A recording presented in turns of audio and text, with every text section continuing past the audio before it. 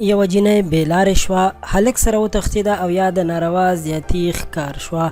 کیدای شي داسې واقعیات تاسو ډېر اورېدلي وي او یا به مو لیدلي هم وي چې داسې کارونه شوي وي. داسې کارونه او واقعیات ولې رامنځته کیږي؟ دې باره کې تاسو سره ډېر خاص معلومات شریکوم چې یو ښځې سره او جینۍ سره ولې داسې وشول. که تاسو پلاران یا میندې یې نو دا ویډیو خامخا وګورئ چې په هر څه باندې خبر شئ. دوستانو، وړومبۍ خبره خو دا ده چې کومو سکولونو کې جینکۍ سبق وایي نو اکثره وخت د سکول نه بهر یا اخوا دېخوا د هلکانو ګڼ تعداد کې هلکان ولاړ وي او کوشش کوي چې په یو نه یو طریقه باندې جینۍ په خپل دام کې ګیره کړي یا رانه ورسره جوړه کړي او بیا یې چې د زړه څه خوښه وي هغه ورسره وکړي. نو مور پلار له پکار دي چې لور خپله سکول ته بوځي او بیا یې خپله راولي.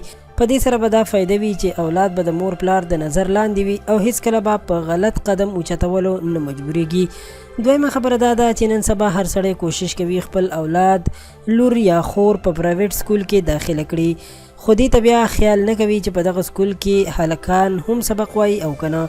که هلکان او جینکۍ یو ځای تعلیم حاصلوي نو دا ډېر زیات خطرناک دي، ځکه چې د هلک او جینۍ یو ځای سکول ویل یعنی سبق ویل بالکل ښه خبره نه ده او امکان شته چې دې سره جینۍ یا هلک بېلارې شي او غلط قدم اوچت کړي. نو د دې لپاره ضروري ده چې جینکۍ په بیل سکول کې داخلي کړي شي، یعنی جینکۍ په داسې سکولونو کې داخلول پکار دي چېرته چې هلکان سبق نه وایي او صرف د جینکو سکول وي او ورسره دا هم ده چې استادانې پکې ښځې وي، ځکه چې اگر که استاد د پلار حیثیت لري او درجه لري خو بیا هم نن سبا اعتبار کول ډېر زیات ګران شوي دي. اسلام هم موږ ته د دې خبرې اجازت نه راکوي چې د یو پیغلې جینۍ استاد دی یو نامحرم سړی وي.